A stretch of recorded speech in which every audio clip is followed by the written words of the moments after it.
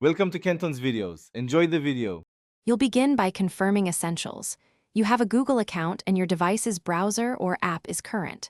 Once done, navigate to the site or app and tap the Sign In with Google button. This initiates a secure OAuth flow.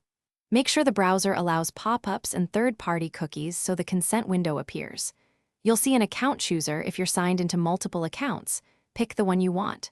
If prompted, enter your Google password and continue to the next step. Now you review the permission screen and decide what the app will access. This is why you should read scopes carefully. Once you accept, Google verifies your identity. If you have two-step verification enabled, complete that prompt quickly to continue. After confirmation, Google redirects back to the app or site and transmits a token.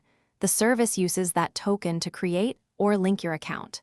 Make sure you select the correct account if multiple are listed, and wait for the page. Finish by confirming your profile and account settings on the app. Make sure your email and name look right and adjust privacy options if available. If you ever need to revoke access, go to My Google Account Security third-party apps with account access and remove the app. If sign-in fails, clear browser cache, disable extensions that block scripts, or retry in an incognito window.